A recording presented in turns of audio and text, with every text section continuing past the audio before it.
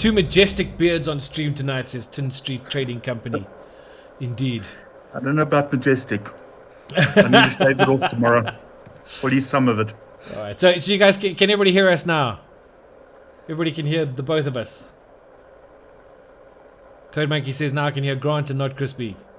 Please tell me that's an old chat note. All audible. Fantastic.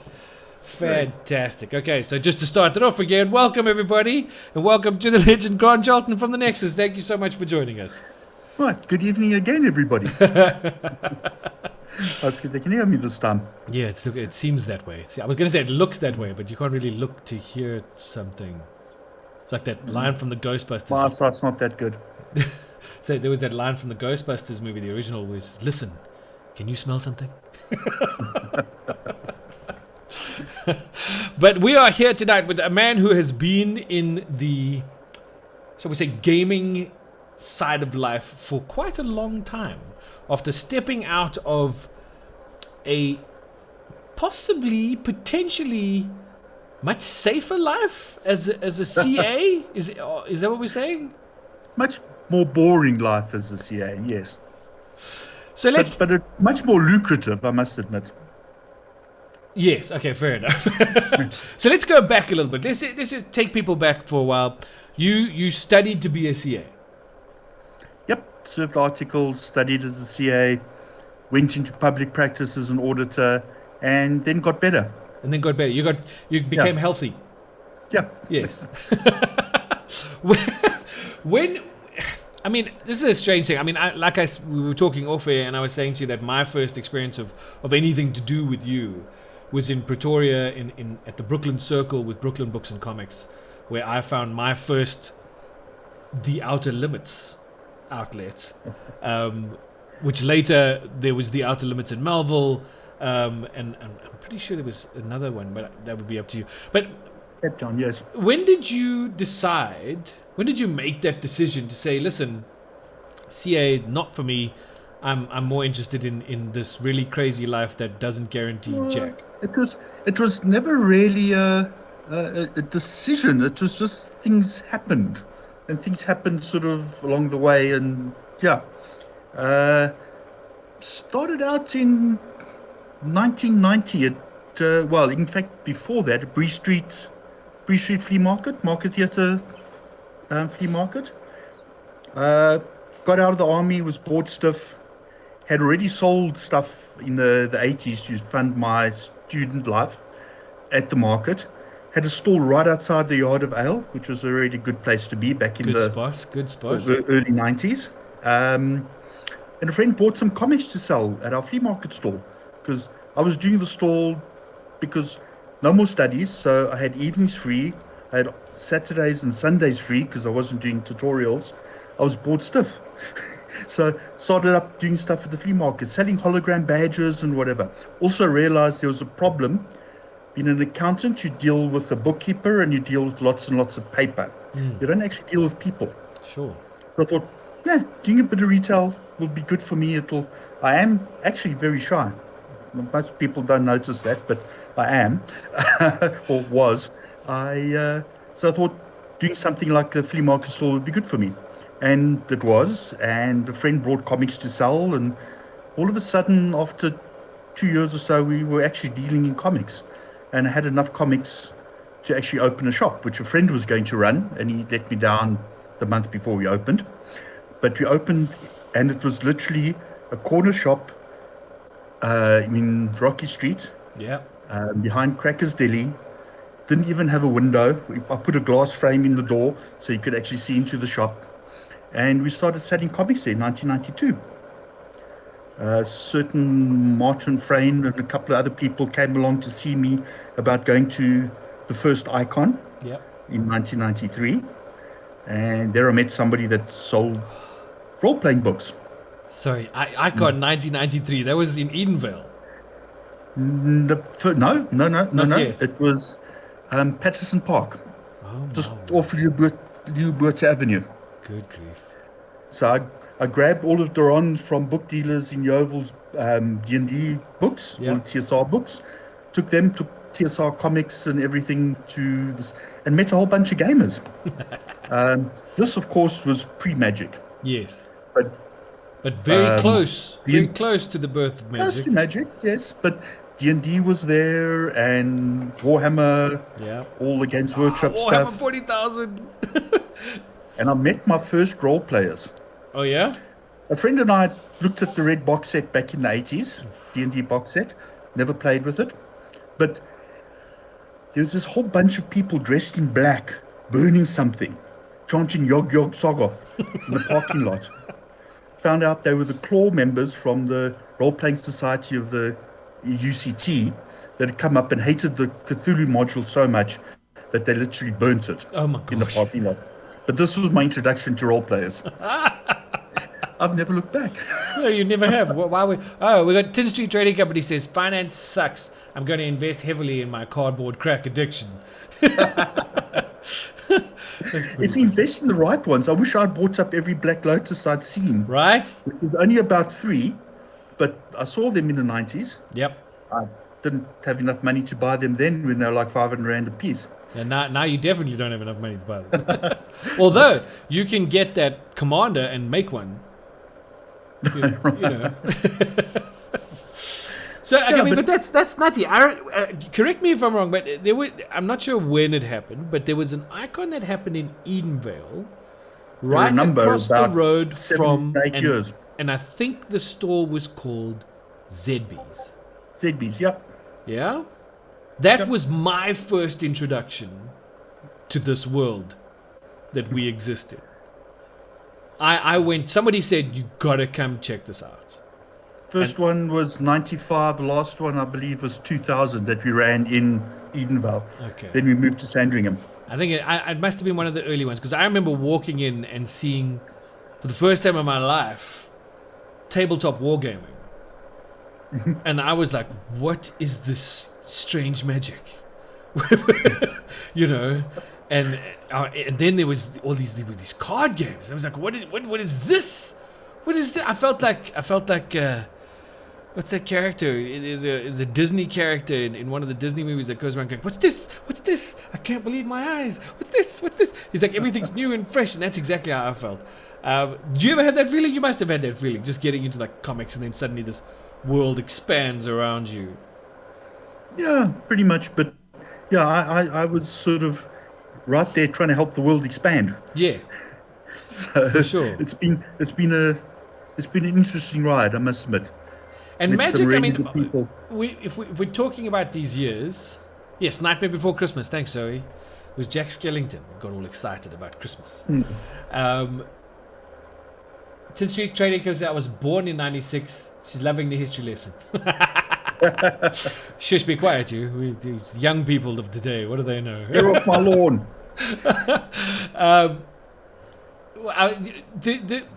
So you had the role-playing people, you had the comic people, you had the tabletop war gamers, and then along came this cardboard, this thing with all these little rectangular cards called Magic the Gathering. Basically, a chap by the name of Keith Anderson wandered into my shop one day with this little brown box that had 8 Magic starter decks in and said, you should be selling this. He was actually running Future Fantasy at the time, which was my opposition store in Victory Park. And he said, you should be selling this. And within 2 years, we were actually the local distributors of Magic. Yeah. But that would have been probably late 94, early 95. So it was a box of revised that he brought in. Oh, wow. And that was the first time that became commercially available in South Africa. People got some alpha and beta, but that was friends sent it from overseas or people picked it up when they were overseas. So so here continue the history lesson for those people watching. Kendra, you're one of them. Tin Street Trading Company. Well, with Martin Frayne from Icon, we actually started up a company called Games Emporium that was supposed to import Games Workshop stuff. Yeah. Which we did for a while until Games Workshop phoned each and one of our stores that we were supplying and offered them a better deal than we could. Oh, nice. But they had to take a set range of stuff where we specialized for the store. Right. So half those stores took the set range of stuff, couldn't sell half of it, and gave up selling Games Workshop. Oh, jeez. Okay. But Magic arrived at that point in time, Correct. and we got involved with all the people at in the UK office, Yep. because we've always fallen under the UK for distribution. America doesn't care about anybody outside of America. Yeah, we know that. Yeah. And so we started a long association with them, which I eventually passed on to Blowfish Entertainment. Okay. Worked for them for a while, and they then got amalgamated into Solarpop, who are our local current distributors of Magic. Oh, there you go. But yeah, So my It was- first touch of Magic was in my second year at university, which was 1995. And I remember being in my dorm room in Jan Smuts' house at Rhodes University, and my buddy Jack came running into my room going, "You have got to see this stuff." And I was like, what? He was like, "It's a game where you blow stuff up." And I was like, "Really? That sounds like my kind of game." And so we ran down to the next floor, and sitting in Jack's room were 5 guys, and they were all playing with these cards. And I was like, "Dude, I thought you said we could blow stuff up." And he was like, wait for it. And somebody in there played their first fireball. And I was like, "Yeah, okay, this is a game I can play. This looks like fun." And I remember those days were total kitchen table magic. We didn't care about the rules so much as we cared about having fun, and we ritually had 6, 7, 8 players around a table at once, all playing with just whatever cards we could get our hands on at the time, to just have some fun. And games would go on for hours. It was like a role-playing session of D&D where you just sat for hours and all this stuff happened, and spell this and cast that and counter this and do that, and it was just one of the coolest experiences as a social gathering that I can remember in my youth. It's definitely brought geeks together for years. It did, didn't it? And it kind of The changed a gathering lot works. of stuff. I mean, what's interesting for me is that at that time, 2 things happened. So Magic happened, and it coincided with what was happening in the computer science labs. And what was happening in the computer science labs was this thing called Doom. and this first person shooter, and then this thing called LAN, Yes. where you could now shoot your buddies, right? And what amazes me is that both of these streams of play have gone on to be bigger and better and more fun for everybody. Because I mean, Magic is it's the biggest card game in the world, and unfortunately we're in this space now where we can't sort of sit face to face and play. But that's what it's all about. It's about the community. It's about the people you play with, and being in that space with all these other players. And the same can be said for the pew pew pew pew pew. They do the same kind of thing. But you've been in that space for long. You've seen this happen. You've watched this occur. What has that been like? What has that experience been like of sort of the evolution of gaming? Well, I've stayed away from the computer side of it entirely, because my first experience of Doom was with my current GM, who happened to be a programmer. Oh, wow. Who could program and talk to you at the same time. His fingers were so fast on the keyboard that we eventually landed with him. There were 6 of us landing. He'd run around and shoot everybody before we could respawn. So I spent 3 or 4 hours not actually getting out of the room where I was spawning, which gave me a very bad experience, on top of the time that everybody took me to play World of Warcraft. Oy. Not the one now, but the original one with the map and whatever. Yeah. And all they did was they said, "Oh, this is how you play," and stuck me in a corner, and then everybody picked on me, Yes, of course. and then wondered why I didn't want to play with them again. Pick on the new guy. So So after that experience, I stuck to the card games. Yeah. Although, to be honest, I totally and utterly suck at Magic. Um, I haven't played a game of Magic in years. I swapped all my Magic cards, which were mostly revised and a little bit of Ice Age at the time. I swapped them for Jihad cards. Jihad was the vampire game that eventually became Vampire the Masquerade, Okay. which I was actually fairly good at, and one of few, or at least placed in a few competitions back when people actually played it. Now there are about 10 or 12 people around the country that have been playing for the last 25 years, Sure. but it's nowhere, never ever got as big as Magic. But at least my friends didn't wipe the table with me and laugh at me when they did Fair enough. at Vampire, like they did at Magic. Well, Code Monkey's But got also- a question. Being the person that was the distributor and running organized play and everything, I either had to know everything about Magic or nothing. Sure. So it was easier to know nothing, and then people would walk up to me and tell me they won their game, and I could pat them on the back. I didn't have to go through the blow by blow. Fair enough. So it just saved me an awful lot of time. So here's the thing. So Code I do Monkey have says a very large goblin collection, though. you had a large goblin collection. Pretty much 4 of every goblin. Wow, that would have been quite something. Well, it's a file sort of yay thick. You still have that? Yeah. Ah. So it still gets added to whenever I get New goblins. You've got a goblin deck. Oh, no, I did play with it a couple of times. I did. But it got to about 200 cards, and after that it just became unmanageable. Yeah, we can't shuffle that. Yeah, I know. Because the rules weren't say sleeved- you have to be able to They weren't shuffle it sleeved at that unassisted. time, so if Unassisted they were shuffling. sleeved... Double sleeve. So speaking of sleeves, Code Monkey says No. Code Monkey says it hurts me to think that no cards were sleeved back then. When did sleeves become a thing? And that's an interesting thought. Magic has become incredibly commercialized in that sense, in terms of being able to protect your stuff, blinging out Well, your the decks. value of the cards has gone up a lot. Yeah. And that's part of it. People want to play the same cards for longer than the 6 months before they go all shiny on the front. Right.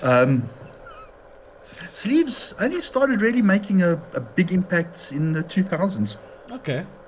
Back in the 90s, there were some people, and obviously the more professional players and the guys that had really good decks did get in some Ultra Pro sleeves. Ultra Pro did start fairly early on, but it's only sort of from 2000, 2005 that other companies got involved, and there's a proliferation of sleeves, and tournaments started. You have to have sleeves, otherwise you can see your cards are marked, yada yada. But I mean, now you've got so many companies. You've got Ultimate Guard, you've got Dragon Shield, you've got Ultra Pro. Those are the 3 I can think of at the top of my head. But I mean, Those are the Game Genic now as well, which is the Fancy Flights old sleeves. Sure. So yeah, there are a good couple of companies out there now. Okay. Some of them better than others. It's everybody has their own favorites. Right. I mean, it's a very sort of. It's like a very personal sort of feel. We got a comment from Lioness of the Vale, says the guys at my LGS almost had a heart attack because I played a game with my Niv Mizzet deck and it was sleeveless. Which Niv was it though? That's the question.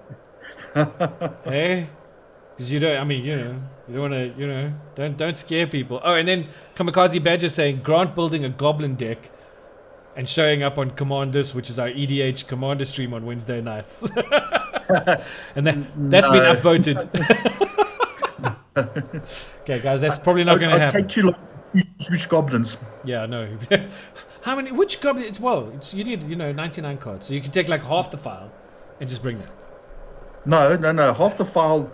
The original goblin deck was 200 cards. Oh wow. The file now has like about 100 sleeves in it with 9 pockets with 4 cards in each. Wow. Okay. You work out how many goblins that is. That's math, dude. You're the CA, not me. Yeah. Sorry, I gave up being an accountant. But it's a lot of goblins. Tell me something. So we were talking earlier about the stores. So we had Brooklyn Books and Comics, which was in Brooklyn. You had the Outer Limits. You talked about the first store you opened up in Rocky Street, and then obviously, when did you guys move to Melville? When did the Melville move happen? Okay, well, from Rocky Street, which was a tiny little store that was actually run by a punk, um, we moved to Braamfontein Yeah. because we had a much bigger store there, and that was where I started selling Magic and role playing and everything. That would have been early '95, Okay. if I'm not mistaken. And we were in Braamfontein right up until 2001, where Braamfontein got to the stage where people were double parking outside, running in, buying their comics, and running out again. They wouldn't even spend 5 minutes looking at what was in the store. Because it wasn't So exactly it the got safest really, area. really bad. That's why I moved to Melville. Okay. And it took Melville 15 or 16 years to get to the same place, Yeah. which is part of the reason we moved out to Nexus as well. Okay. But yeah, 2001. But we used to play in the store in Braamfontein, upstairs above the shop. We used to play Magic there from 95 until 99. We used to have role-playing groups meeting downstairs, Magic players upstairs. Yeah. Not the same amount of space as we've got now, Yeah. but it was still lots of fun. But Nexus was a good place for you guys to move to in terms of being able to host the kind of stuff that was happening at the time, right? Yeah, the concept of Nexus was great. Just getting all the geeks and all the gamers into one spot, Yeah. and having enough area to do what we wanted and do the LAN gaming and do the everything else. Unfortunately, we were relying a lot on the computer companies to actually support the whole thing. Yeah. That's why we used to have all those sort of rooms where you could go and experience the computers and whatever. But the computer companies started running out of money, Yeah. and we got into trouble because of that, because we weren't getting enough people through the door. The moment South Africa got really nice fast internet, Yeah. killed computer gaming for sort of buying discs. Everybody could download it. Yeah. Killed the anime because people could stream Yeah. everything there as well. Fortunately, it didn't kill paper Magic until Arena came around. Yeah. Well, But, Arena. look, it's brought a lot of people into Magic, but it's also meant that people can be lazy and don't actually go and have to meet somebody face to face. Yeah. Listen, and I have We a know geeks are somewhat lethargic. I have a very, very huge love-hate relationship with Arena. I'm a massive fan of Paper Magic. I would much prefer to play Paper Magic over Arena. I think at the moment Arena is the only place I get to play Magic, except for when we do our spell table stuff on Wednesday nights, where we get to play Commander with real cards, which is my baby, and I love doing that. But yeah, I hear what you're saying. Things have definitely changed in that regard.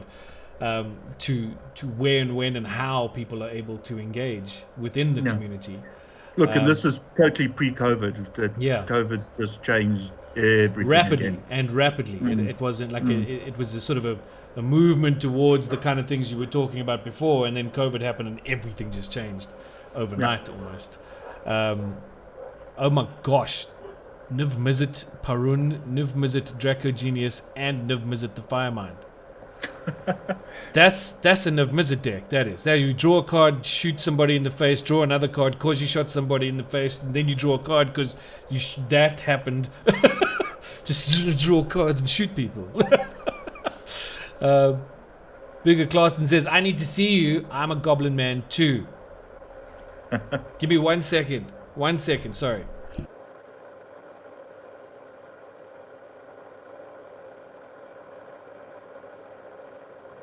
Sorry, we got an alarm going off from the house because a truck drove by. This is wonderful. Yeah. Yeah, no, as apparently it didn't drive into the the trucks house. are so heavy, they shake the ground enough to set off the motion sensor on the beam. Go figure. Zoe says, I remember going to Nexus 5 times in as many weeks to try out VR, and then hauling it all my friends and family there too. Yeah, I remember doing that. Text actually took me into the VR experience. I did that zombie horror kitchen thing. It was what? One of my friends, Claire, is a teacher, and she brought her, it was a science class around for one day to try out VR. So here there are about, 12 or 15 young girls wandering in to try out the VR. And of course, They all do the Resident Evil scary Of course. bits. Right. I could hear the screams from the other side of the building. Oh, that's funny. That's funny. Kamikaze Badger says Nexus X-Wing tournaments were the best. Well, there was one 2 weeks ago. Well, there you go, And Badger. as soon as there's this lockdown, we'll try and run them again. I must tell you, We got a good turnout for the one 2 weeks ago. We had 18 players when people cancelled because of COVID. So, yeah, the guys are getting desperate to play, I think. we got a comment from Foxglove Lass, also known as Cora. Cora says, I remember going to Melville for a big tournament during RTR. Tables were out in the street and she drooled all over the judge's foil bitter blossom.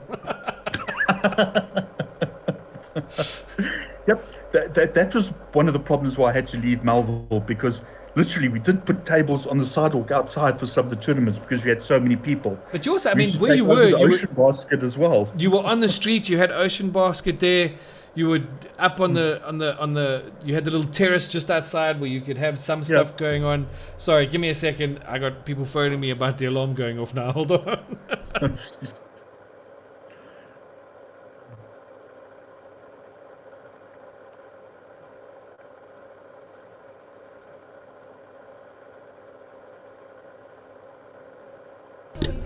There we go. I've handed the phone over.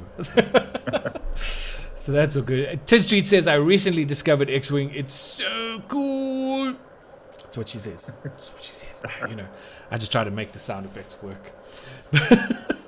I must say, I've never done the... When we talk X-Wing, we're talking the tabletop X-Wing wargaming, yeah? Yeah.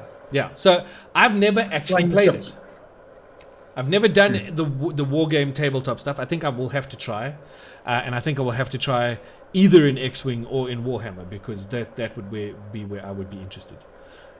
Well, X-Wing's really great if you're a Star Wars fan. Yes. It's good. It's a good game if you're not a Star Wars fan. Sure. It's a great game if you are a Star Wars fan. See, but now we've got to Then be you get careful fly of all the the right ships and everything. who's the Star Wars. What Star Wars are you a fan of? That's you know what I mean. This is where we've got to be careful, because there's good Star Wars, and then there's Okay. that other This is stuff. This is just the mechanical side. These are the ships. Ah, So the ships you see on screen yes. are the ships you fly in the game. Then I love it. You don't have to get involved in the politics. There's, I think there are some Jedi tricks involved here and there. I've only played very basic X-Wing. Okay. I don't get to play anything in depth because I have to know a little bit about everything. Sure. And the only thing that I've ever done really, you could say, in depth is actually role playing, because that was pretty my first gaming love. And if it wasn't for so much for COVID, I'd still be role playing probably 3 or 4 times a week. Well, I mean, Which listen. then doesn't leave you a lot of time for other things like painting miniatures, or I'm also crap at painting. So this whole Games Workshop stuff. I was just going to say, I mean, look, I've got 2 armies. They both belong to friends now. There's unfortunately only 24 hours in a day, right? So I think in terms of the world we exist in and that we like to run around in, we have to kind of make a choice as to what we're going to do, because I don't know if there's room to do it all. So for me, I board game. Yes, I board game. I love board games. I Magic, and I D&D. And I think if I actually were to try and add anything else onto that, I don't know if I'd actually be able to make a living for myself to be able to play these your things. family would also disown you unless they played along. Probably. Well, luckily, most of my family does, which is cool. That works. Oh, geez. Chat just blew up. So Zoe says, and I'm going to stick my tongue in my cheek for this, because she says, I love Star Wars. Picard is my favorite. Oh dear. Yes, we're mixing our things here. Have Linus you Lavelle seen that says, T-shirt of mine? I can't see it clearly. No, not. You've seen me wearing it before. Yes. It's got a Dalek on, Yes, and it says R2D2. I loved him in Star that's Trek. right. That's right. That pissed everybody Perfect. off I all love at that. once. We got lots of nibs joined by just a few Jaces. Card draws and pings to the face. Enter evil laugh, says Lioness of the Veil. Tin Street Trading Company says there's no bad Star Wars and has shown me the yellow card. You and I will discuss this later, Kendra. There are some seriously bad things in Star Wars. Anyway, Leopardstone says, I love the Old Republic timeline. This is supposed to be a magic discussion. Why are we talking about Star Deadly Lover 13 says Star Wars. No, it's a Nexus discussion. Ah, there we go. There we go. Yeah. Corrected. Brilliant. That means we can talk about Star Wars. Exactly. Star Wars is the discount version of Star Trek, says Deadly Lover 13. Okay, we're not allowed to start a war here, so we'll bleep over that comment. Let's see. Kamikaze Badger says, Zoe, no. He was the wizard that fought the Balrog at Hogwarts. Oh, dear. And then Zoe says, that's right, Kamikaze Badger, and him teaching Merlin was the best. I think we've got completely confused right now, but it's all great. It's all great. So, okay, so let's... What? Laugh out loud. That's like doing the Vulcan salute while saying, may the force be with you. What, you mean like this? May the force be with you. I could get killed. Some people would kill me. But, I mean, it's like saying Marvel or DC. Or is it? Is it that big? Is it that big? That's the thing. So, I walk into the Nexus. I go upstairs, and I see lots of tables where people can play whatever games they feel like playing or just chill or whatever. But I look around the store, Grant, and I see one of my loves. I see graphic novels, and I see comic books, and I see things, as you can see over here, that keep my imagination ticking and have always kept my imagination ticking. What's it like?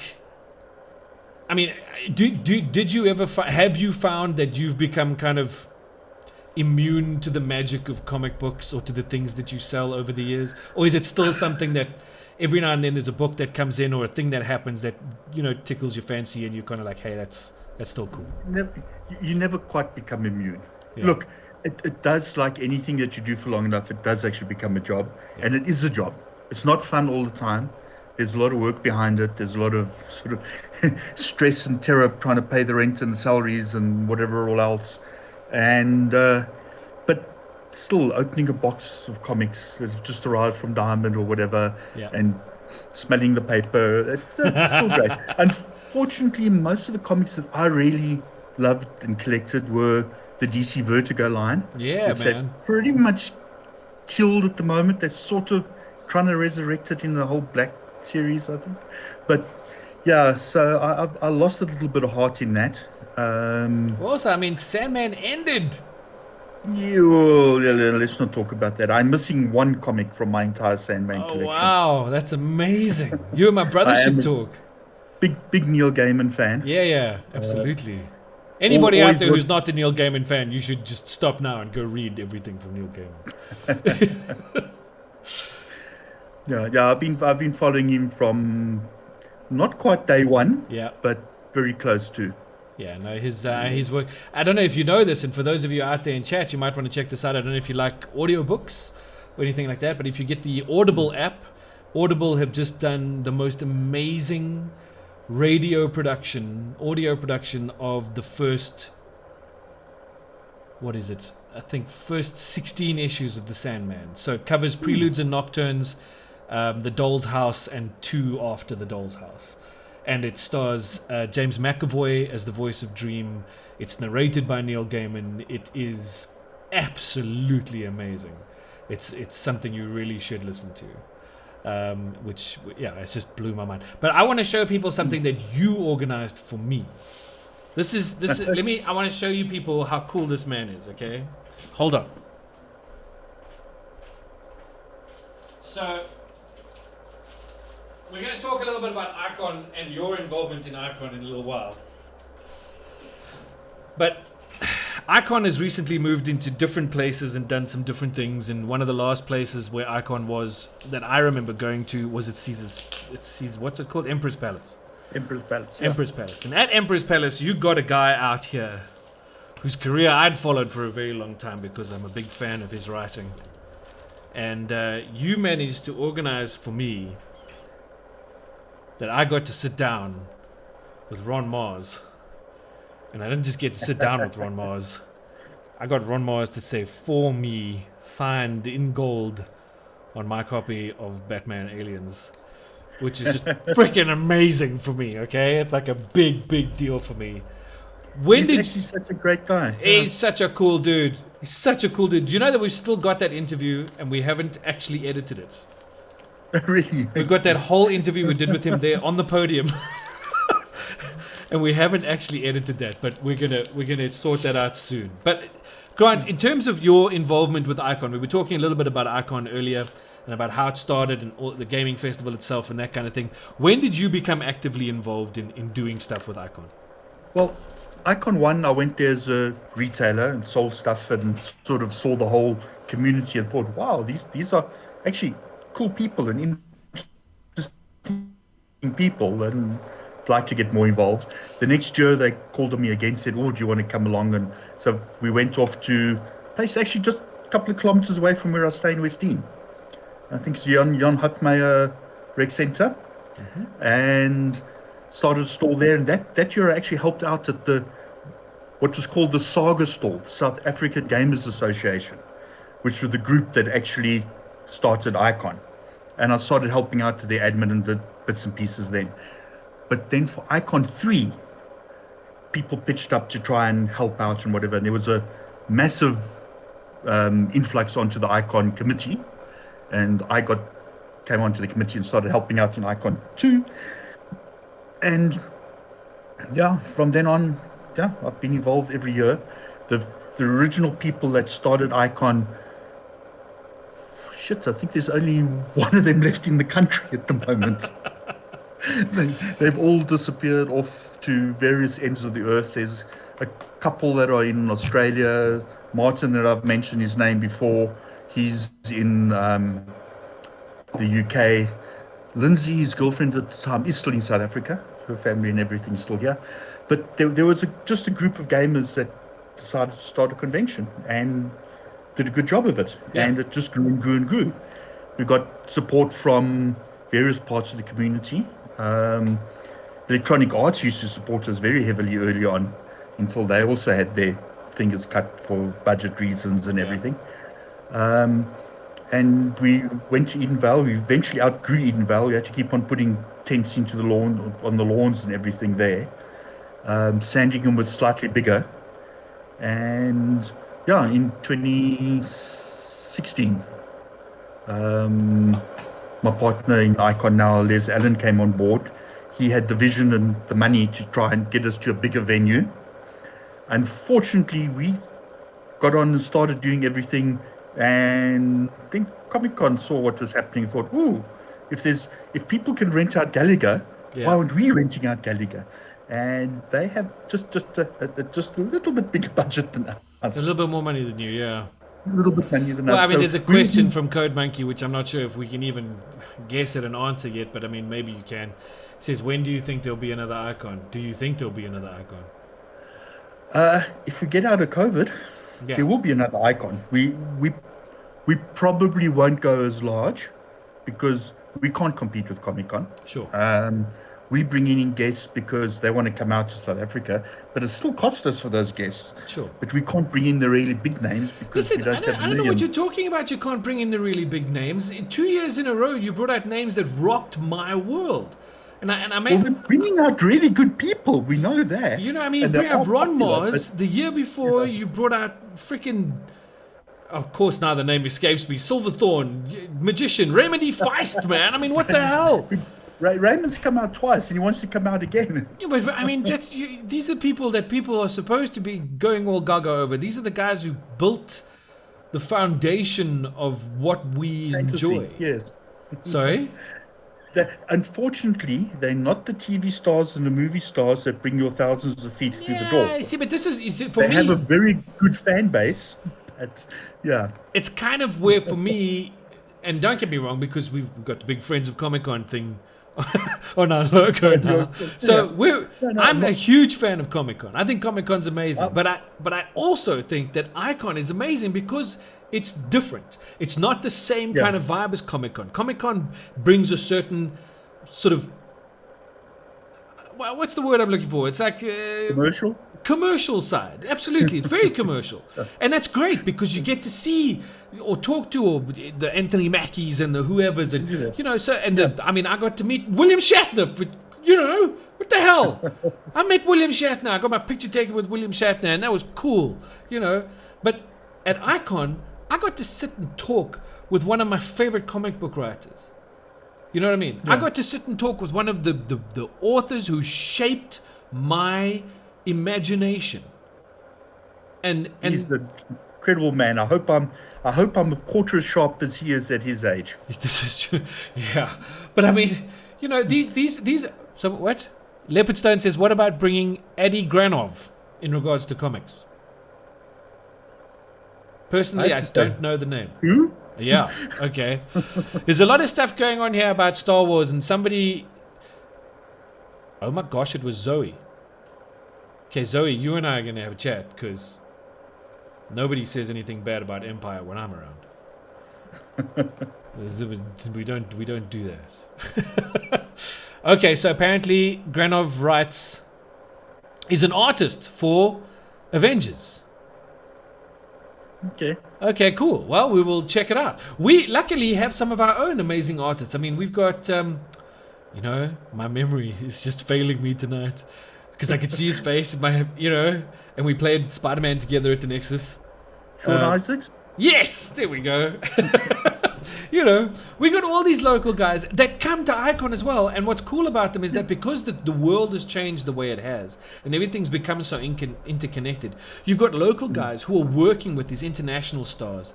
And together, they're creating a whole new space for comics to exist in and for stories to come from. And I feel like Icon is where we get to learn about that stuff. Comic-Con goes at a higher level and looks over here at the sort of commercial, like we do stuff here, and this. But Icon actually takes it to a place where it's a little bit more up close and personal. Yeah, it's here. It's for you. That's what we've always tried for. Yeah. Well, you've done a great job because I'm a huge fan. So I can't wait for the next Icon. That's going to be great. Okay. Zoe says okay. So this is what Zoe's comment was, right? She says, if you ask people back in the time of the original trilogy, I happen to be one of those people, just so you know, they would all tell you how terrible Empire was. I don't know about that. But Zoe, you and me, we can chat about that sometime. Yeah, you fascist, you. That's me. I'm a fascist, that's right. Because join me. You know that wasn't supposed to happen. Mm-hmm. That whole Luke, I am your father, was never in the original script. It just happened. They were like, hey, wouldn't that be cool if this happened? Some of the best parts of movies are like that. She says, I'll send you links and receipts. You can send me whatever you like. I am of that generation, and I'm of the opinion that Empire was the best film of the original trilogy. But that's just my opinion, I guess. And now we'll talk about something else. Now for something completely different. Okay, so here's a question for you. What's the weirdest game that's ever come your way and somebody said, hey, don't you want to try and sell this in your store? I don't know. There's quite a few weird games around. Yes. Role-playing card games, whatever. Yeah. In fact, there looks like there's a fairly weird one that's being developed by some local guys at the moment. Yeah? You know the Bootfighter guys? Bootfighter, bro. Bootfighter's a great game, bro. Yeah, well, they're developing a card game. They were actually supposed to be playtesting in the store last Friday, but cancelled because of COVID. Hold on. You're saying they're making a Bootfighter card game? Well, it's not directly Bootfighter, but it's the same guys, and they've got the same artists doing work for them as well. Oh my gosh. And okay, I want to see this. Developing it in conjunction with Solar Pop. So, yeah, it's going to be local as lekker. I want to see this.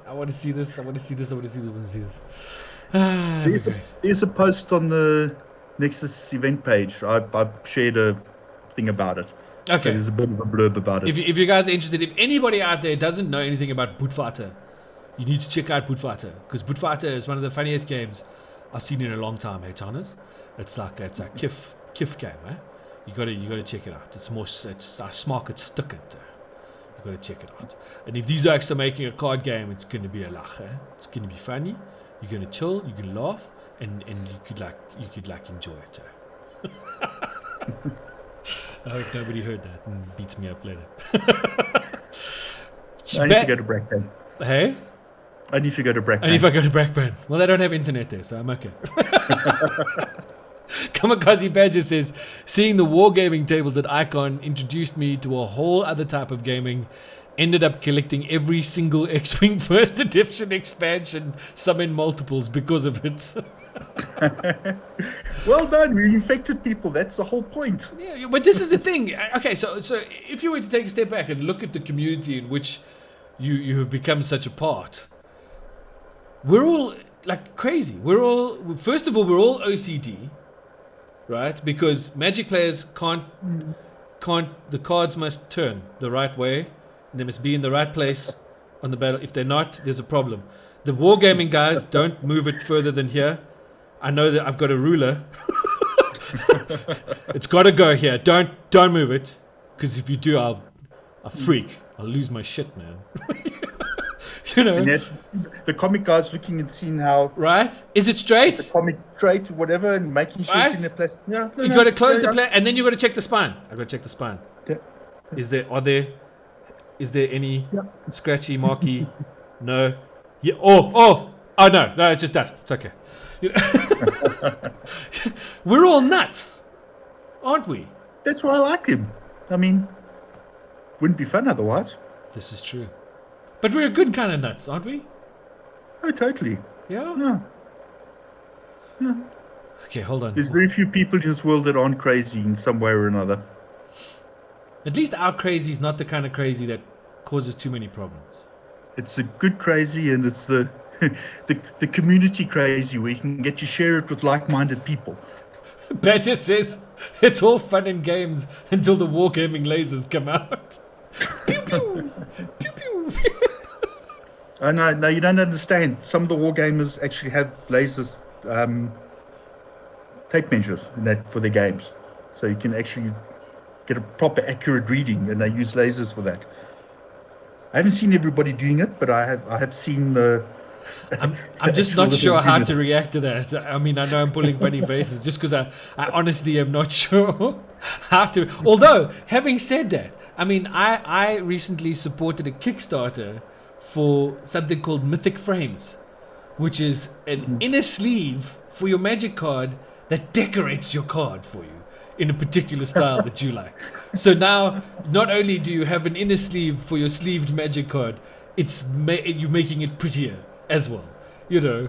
So, you know, we're all freaking bananas. Oh dear. Okay. The word that I like is a nice Yiddish word, sugar. Yes, we are. We're Meshuggah. Totally. And for those of you who don't know what that means, go look it up. Because I don't want to say a fake translation of what it means. It just means we're all mental. But anyway, there's a lot going on in chat here. What's going on here? Hold on. There's what Rise of Skywalker, Phantom. What is this order? Tin Street Trading Company. This order is incorrect. What's going on? Is this your order of what's good, what's bad? Explain this thing to me. I do not know what it is. Okay. Then we've got what? Foxglove Lass Cora says, I have not watched Star Wars. I don't know if you heard that. That was my wife from the other room. And she said, oh my God. It's like not having read Lord of the Rings. You've got at least attempt to read it once. Who's not read The Lord of the Rings in chat? In fact, I don't want to know. That'd be scary. It is the True Order, Crispy. The True Order? Rise of Skywalker, Phantom Menace, Attack of the Clones, Solo, Revenge of the Sith. Is this backwards?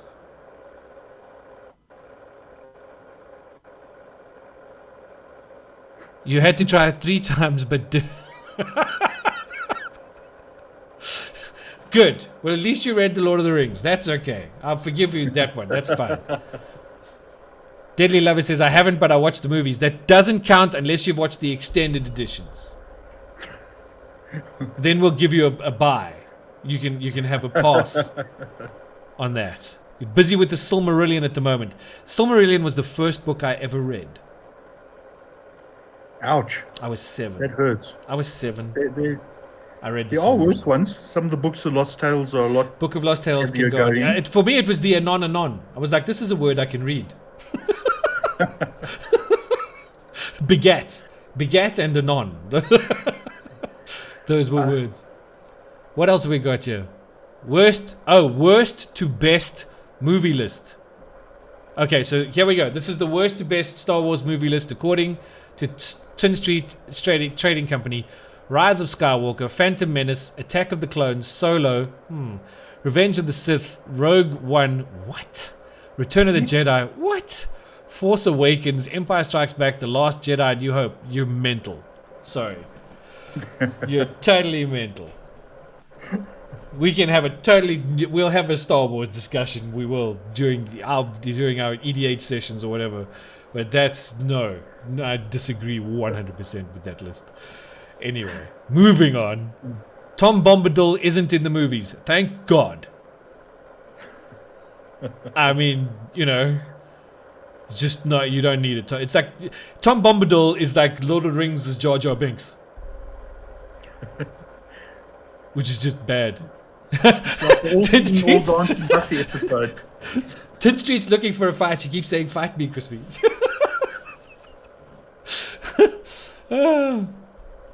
Damn, that's not a good book for a 7-year-old. No, it wasn't. But I read The Hobbit next, and then yelled at my mother when bad things happened at the end, and I ended up crying. And I yelled at my mom and said, "You didn't tell me that Thorin died." Because that's when my love affair with the race of dwarves happened. In every D&D campaign I've ever played, I've always been a dwarf. All my favorite characters have always been dwarves. Even when I played Warhammer, the fantasy role-playing game, I was a dwarf. I have a thing about dwarves. We're cool. Dwarves are cool. Maybe it's because I'm short and I have a beard. I'm not personally that short, but I still play a dwarven cleric in most D&D campaigns. See? Dwarves, man. Dwarves are cool. Why? Because you can break kneecaps. Easy. It's all good. This chat woke up and chose violence. No! You're not a true Star Wars fan unless you've watched the command line version over Telnet. Then I must not be a true Star Wars fan. I'm not a true Star Wars fan. No. That went over my head. Not sure what that is. A singing, dancing giant, it would have made the movies more child-friendly. The movies weren't supposed to be child-friendly. They were supposed to be about this guy who wants to destroy all evil in the world, and to do that he's got to have this buddy who carries him to the end, because the real hero of The Lord of the Rings is Sam Gamgee. Everybody knows that. Tin Street Trading Co. I'm going to get my Torbrand altered to look like you, Crispy. I'm okay with that. But I mean, listen, doing what you do. We spoke just now about the it never really loses its fun factor, but it does become a job. You've had some crazy times at the Nexus. You've hosted some amazing events. Magic-wise, you've had nationals there. You talked to me earlier about 143 people, 100 and something, 100 and how many? I think it was 138. 138. Plus some side events. Well, I was close. I was close with my 143. I get a participation award, surely. But I mean, these must also, for you as a person involved in this, hosting things like Icon, hosting these events at Nexus, running tournaments, doing these things, watching the people in your community have fun with the things that you have had fun with and have brought to them. What does that do for you? What does that do for you? No, it gives you a good feeling somewhere down inside. I must admit, that's one of the reasons why I do it. I can't say over Icon or these large events I particularly enjoy the event, because I'm busy running around going blah blah blah, trying to get everything organized. Sure. But afterwards, and the number of people, particularly after Icon, that come up and say thank you. Magic players are normally fairly reserved and don't say much or whatever in that. But after the last nationals, the number of people that came up and thanked me for things. Yeah. personally, was actually very heartfelt. And a lot of the Cape Townians that didn't actually know me because I hadn't been down to Cape Town a lot recently, they also came up and said thank you. And that's, yeah, gives you a good feeling. Sure. Yeah. Well, look, hopefully. So does the tequila at the Icon after party. No one ever says no to that. Well, they shouldn't anyway. But I mean, hopefully, COVID will do its thing. Hopefully, we'll get restrictions sort of down a little lower, and hopefully we can have our nationals at in September, where we're hoping to have those and have the Nexus host our finals there. I mean, that again will be a super event. I hope. Well, we hope so. We'll make sure it's as well organized as we can possibly make it. Hopefully, we will definitely be out of lockdown before then. Yeah. Yeah. Lots of prizes and shiny cards for all. Yes. What are you? For sure. Oh, speaking of things in shiny cards, there's something else that Grant did for me once, which I don't know if it'll translate well on this particular camera, because I don't think this camera picks up the shininess of it. But let's just put it this way. I think it was Corset 2020. I think it was Corset 2020. A whole bunch of vampires and things came out for Magic the Gathering. And what it was just at the time where I started my streaming experience, where I started running my own stream and doing things and that kind of stuff. And one of the decks that I was running on Arena at that time was a Orzhov Vampires list. And it was a really cool list. It was I hadn't even discovered Best of 3 yet, to be perfectly honest.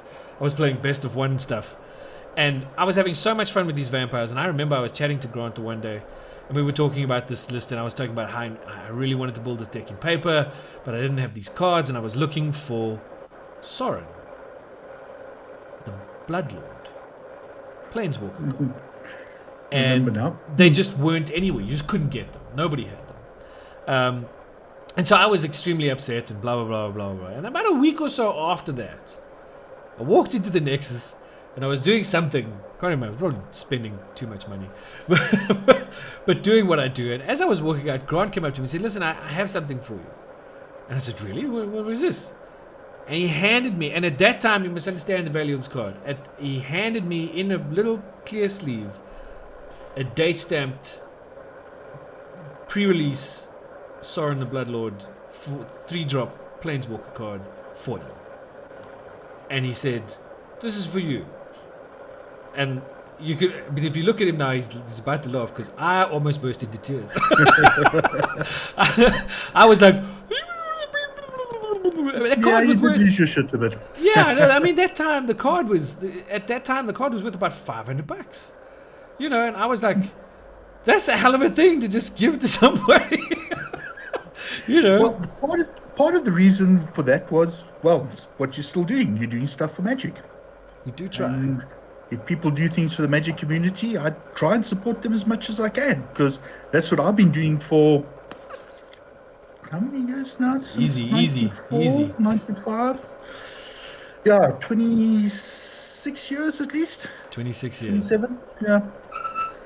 26 years. So Kamikaze Badger says there's no grey. Yeah, this is just all your imagination. Grant says Santa confirmed. Sort of kids into play Magic in the store or anything like that either. No. I remember like one of my first experiences of paper Magic at the Nexus was exactly what you just said. Some dude arrived with his kids. And he was like trying to get them into gaming, whatever. And he was like, hey, what's a cool game to play? And for some reason he came and asked me, and I was like, hey man, you should play some Magic. He's like, what's Magic? And I was like, it's this cool card game where you get to like cast spells and stuff. And his little boy was like, Dad, that sounds cool. And I was like, yeah, hold on. And I went, because I remember you guys had you get the welcome decks. You used to have the welcome decks. I don't know if they still do those. Yeah. But you used to get. I haven't for a while. Yeah, and so I went over to the counter, and I can't remember who was behind the counter, but I said, hey, give me a couple of welcome decks real quick. And I got some, and we sat down, and we played Magic for the first time with this kid, and I don't know if they ever came back or if they got into the game or whatever, but that experience of their excitement at our game was a really special thing for me. And I think it's one of the things that stuck with me and is sort of been a part of where we're going with all these things that we're trying to do, you know. Because for me, and listening to what you said here on stream tonight and what you and I spoke about off air, it's all about the people. It's about the community. It's about having the sense that you belong to something that embraces you for who you are and what you do. And that's where we are with Magic. Because you can be the guy that gets upset and has your, you know, table toss, whatever you want to call it. Nobody's table flipped at Nexus ever? No, nobody has. They do not. Okay, well, technically we did, but it was for a promo video. But, you know, you can be that guy who gets salty because afterwards you're going to calm down and someone will say to you, hey, man, sorry you lost, but let's look at what happened. How can we change it? How do we fix it? How do we get you to not do that again? You know, there's always this camaraderie between the players, and I think in recent times we've seen it dramatically.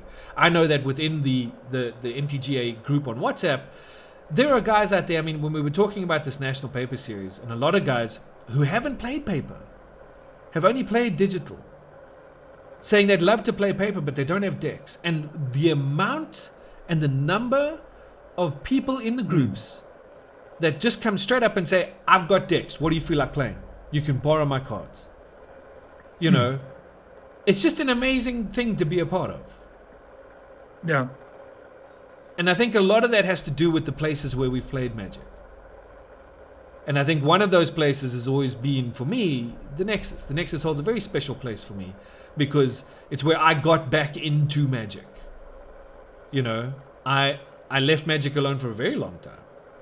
And I got back into Magic at Guilds of Ravnica. And my first Guilds of Ravnica pre-release experience was in your store, at your tables, picking up a pre-release pack, cracking that pack, building a deck, and getting my ass kicked 6 ways from Sunday. And it was so much fun. You know. So I think that's, I for the years you've put in, and for the things you've done, for the people who know you and have experienced anything to do with you in the stores that you've run, I want to say thank you. Because you've done amazing things for this community that you're a part of. So thank you. That's from me to you. We do try.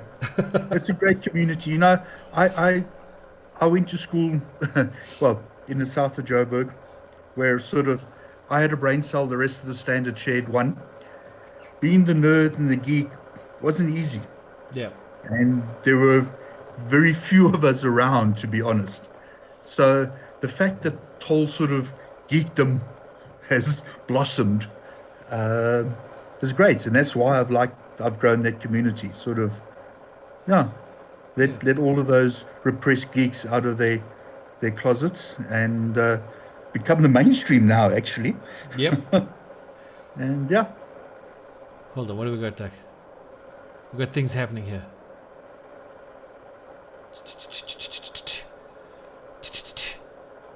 10th Street, 10th Street says, I've been fortunate enough to play in quite a few different stores, and one of my favorite things is how each store has its own culture. It's a beautiful thing. And I think that's true. And I think that's super cool.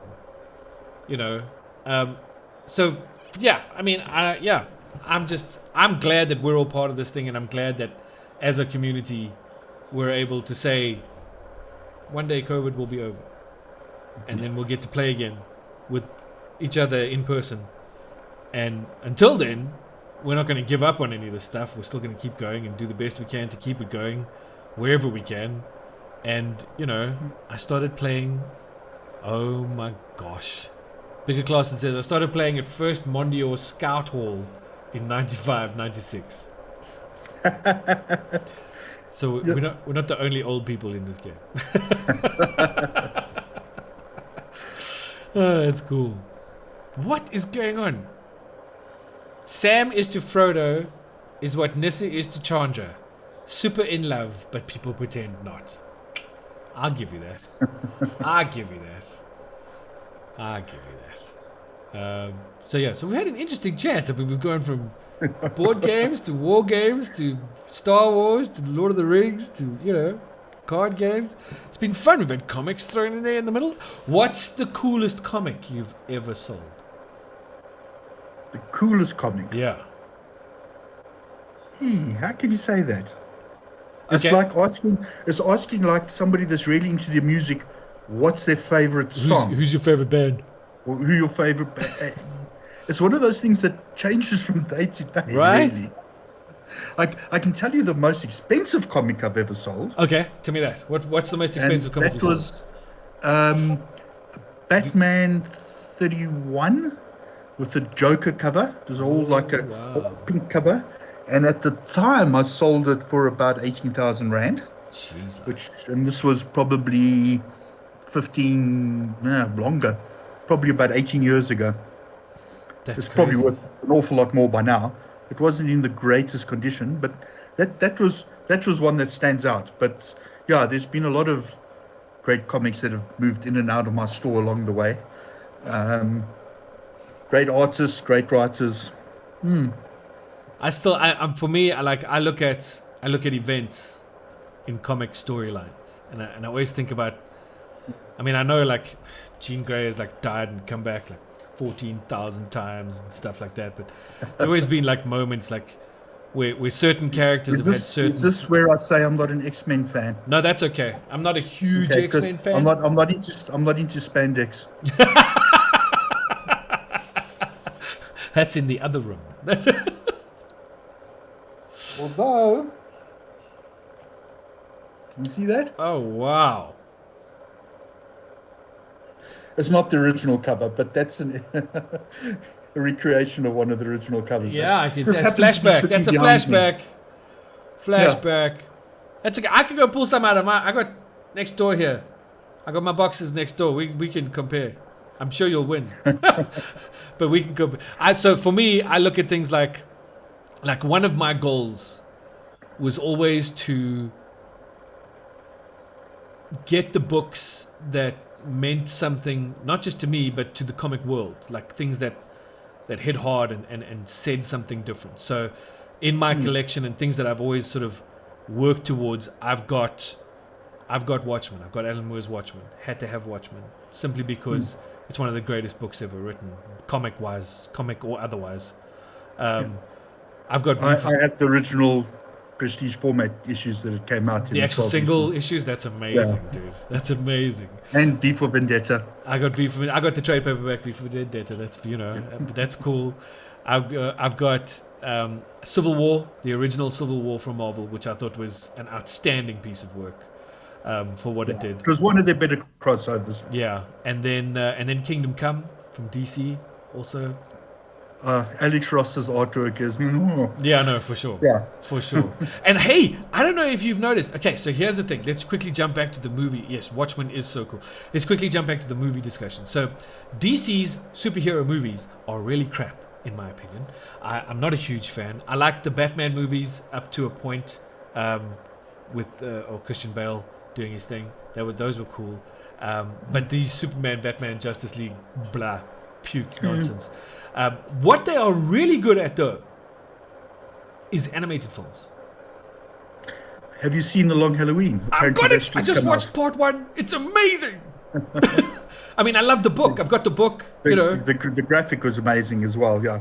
Yeah, and I was actually watching. I was watching it the other night, and I turned to Yolanda and I said to her, "Listen, you've got to read this book, or you've got to watch this movie because this is one of the greatest Batman stories ever told, and they're doing such a good job. I mean, even with Jensen Ackles as the voice of Batman, that's okay. I can go with that. But it's like it was really, really amazing. And I think did you see their Dark Knight Returns? They did part 1 and part 2 of Dark Knight Returns. Haven't seen that yet. It's no. brilliant, absolutely brilliant. They also did Batman Year One, which was amazing because they kept to. I'm trying to see if I can pronounce his name correctly. Mazzucchelli's artwork. Yeah. They kept to his style for the animated film. Really? Okay. And That must have been amazing. It's spectacular. The Distinctive only thing artwork there. they've cocked up 2 stories, and strangely enough, one of them was like a huge cock up because they messed up the Killing Joke. Oh, I haven't seen that because Don't. people kept on telling me about it. Don't. Yeah. They really messed it up. And the other one they messed up was Gotham by Gaslight, which was the Elseworlds thing drawn by Mike Mignola. Yeah, well, look, I love Mike Mignola's art. Gotham by Gaslight is on my shelf in my bedroom. Yeah. My bedroom's wall-to-wall books. Yeah. My original collection wasn't comics. It was science fiction and fantasy books. Oh, there you go. So I have about 3,500 books in my bedroom. One of the reasons I'm single. Okay, hold on. We got some things going on here. Watchmen is so cool, says Leopard Stone. Tin Street says, I have a small collection of Fantastic Four comics. When Walt Simonson was writing Fantastic Four was epic. Like epic. There was some of the best writing I've ever had in my life. Civil War was awesome. I have the limited edition Daily Bugle newspaper Civil War issue. Okay. Iron Man 3 was crap. Okay. DC movies are so dark. I don't mean gory and broody and whatever. I mean like the last season of Game of Thrones. It is nighttime. Dark. Zoe says Tales of Metropolis, Lois Lane, DC Nation animated short is the best. There are some great animated shorts. In fact, one of the best ones I've seen recently was they did a DC showcase of death. Oh, really? And it's brilliant. It's I'm gonna see that. brilliant. You got to Watch watch it. that. It's a short. It's like 20 minutes. But it is spot on perfect. It really is. It's fantastic. I'll hunt that down. Gotham by Gaslight was not good. No, they messed it up. Under the Red Hood was pretty good. Send you a picture of the newspaper, Crispy. Go for it. I'm always keen to see these kind of things. That'd be cool. So I mean, it's interesting that we live in a space where we can play with all of these toys because we have all these toys to play with. And what's cool about it is that, like you say, back in the day, maybe it wasn't so cool to be the nerd or the geek or whatever it was. I got lucky. I got very lucky because the people who would, I suppose, pick on you or do whatever, the bullies or whatever you want to call them back then, didn't know what to do with me because I was a geek. I played Dungeons and Dragons. Everybody knew I played Dungeons and Dragons. I listened to weird music that nobody else listened to. But I was in the first football team. So like they didn't know where to put me. They didn't know like is he a nerd? What is this guy? So I kind of sort of skated through most of that. I got very lucky in that regard. I mean, I had a few altercations here and there, but I find it interesting that what we looked at then as geeky and weird is now what is cool. And I think it's that because the world has become such a strange place and such a hard place for a lot of people that these things are important for us to remember that there is fun out there. There are good times to be had. I think you have a good point there. You know, there are things out there that can make you smile, that you can have fun with. You can, even if it's trying to set up the Firefly board game, which takes an hour and a half, and then after setting it up, you're like, geez, that took long and I don't feel like playing. the last time I played Firefly, I think we spent 8.5 hours playing because you shouldn't put in too many of the expansions when nobody really knows how the game runs. Oh my gosh. That's insane. So, and I mean, but I think it's great. And in that regard, places like the Nexus are vital because you're where we get our fun from, you know. Look, real life sucks. Yeah, it does. Everybody needs some sort of escape, and I think we provide a good escape that's good and clean and wholesome, essentially. For sure. Yeah. Most of the time. Most of the time. Zoe says setting up the board game sounds like it takes longer than the show ran for. Sadly, yes. Although Sorry. I do have on the shelf a really cool trade paperback collection of the Boom Comics edition of Firefly that carried on after the series. All written by Joss Whedon. It's my wife has read it. Julie's read it. I haven't read it yet. It's there waiting for me. I plan to read it, so that should be kind of cool. Real life sucks. They took Firefly away from us too soon. They did, and not in a serene way either. It was horrible. There's no serenity there. But yeah, I think we have taken up a lot of your time this evening, and I really want to say thank you so much for spending time with us. It's always great to speak to you, Grant, and it's always great to find out where your head is in terms of where we're going at the moment with the world as it is. So to everybody in chat, I say thank you for joining in and thank you for partaking in this discussion. Those of you I need to pick a fight with, I will pick a fight with afterwards, and we can take this offline. Oh, well, thanks to everybody for letting me ramble on. It's great to reminisce. Yeah. And yeah, as I said, always I really enjoyed the community, and yeah, I reckon the geeks are going to be around for a long time. I think so. I think the geeks will be geeks rule the world. Beyonce was wrong. So yeah, so Grant, thank you so much. Chat, thank you so much. Everybody out there, just one last thing to everybody, and I know we sort of bring things down a little bit. Seriously, COVID's no joke. Stay safe, obey the rules, do what you got to do. Make sure that you keep you and your loved ones safe, because the circle's closing in, people. It really is. This third wave is two friends in hospital at the moment. Yeah, it's not fun. Yeah. So do whatever you can to keep yourself and everybody else around you safe. Geek girls run the world. So, okay, just one last reminder. Wednesday night, we're back here for Command Dis, and we're going Monocolor Showdown. And I can tell you right now that we have some green stuff already. We have some black stuff already. We got some white stuff, and we got some blue stuff. Crispy play blue. I got lots of red stuff, but I haven't got enough time to put a deck together. So yeah, so we'll see what's going on. There's been some smack talk in the Commanders group already about what's going to happen, and everything is going to be cool. So Wednesday night, 8 o'clock, right here, twitch.tv/Easy Gaming Group. Come and join the fun. Linus the Veil says, thanks again to Unplug Yourself for my awesome prize last week. It's an absolute pleasure, and I'm sure that they were pleased as punch to give it to you. I still would like to know if you want to trade your goth. But, you know, you can hit me up on the WhatsApps and tell me if you want to trade your goth one night, because I'd love to make a Black Lotus. Anyways, for everybody, and for Grant especially, thank you so much. Thank you for keeping the lights on at Nexus for as long as you guys are doing and are going to keep doing, because that's important for us all. So cool. Thanks, guys. Everybody, stay safe, stay healthy. Good night, y'all. Take it easy. Cheers.